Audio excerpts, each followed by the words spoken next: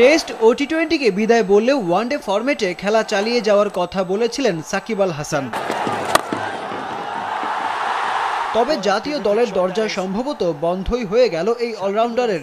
এক জাতীয় দৈনিকের খবর অনুযায়ী দেশের হয়ে খেলার জন্য সাকিব জুড়ে দিয়েছেন বেশ কিছু কঠিন শর্ত। দিতে হবে দেশে ফেরার স্বাধীনতা, নিরাপত্তার সাথে বিদেশে যাওয়ার নিশ্চয়তা থাকতে হবে, ব্যাংক অ্যাকাউন্ট উন্মুক্ত করে দিতে হবে। সাকিব যেসব শর্ত দিয়েছেন তা কোনো কিছু বিসিবির হাতে নেই। দ্বিপাক্ষিক সিরিজ বা টুর্নামেন্ট চলাকালীন দলগুলোকে যে প্রটোকল দেয়া হয় তার বাইরে ব্যক্তিগতভাবে কাউকে নিরাপত্তা দেওয়া বিসিবির পক্ষে সম্ভব নয়। সাকিবের অন্যান্য আইনি প্রক্রিয়া বিসিবির কোনো রকম হস্তক্ষেপের সুযোগ নেই।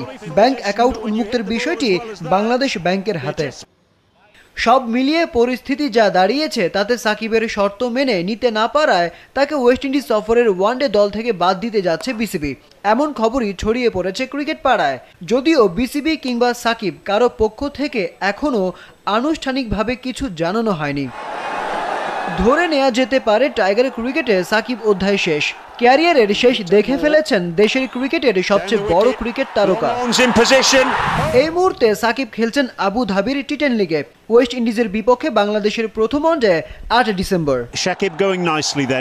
বাংলাদেশের হয়ে সাকিব আল হাসান ওয়ানডে খেলেছেন 247টি, 234 ইনিংস ব্যাট করে তার রান 7570, রানের গড় 37.29, স্ট্রাইক রেট 82.84, 50 56টি, সেঞ্চুরি হাঁকিয়েছেন 9টি। 241 ইনিংস বল করে উইকেট নিয়েছেন 317টি, ইকোনমি 4.46, 5 উইকেট নিয়েছেন 4 বার। সেরা বোলিং ফিগার 29 রানে 5 উইকেট। দেশের ক্রিকেট থেকে যার বিদায়টা হওয়ার কথা ছিল রাজস্বিকভাবে, সেই সাকিব আল হাসান তার জাতীয় দলের অধ্যায় শেষ করলেন অনেকটা নিভৃতেই।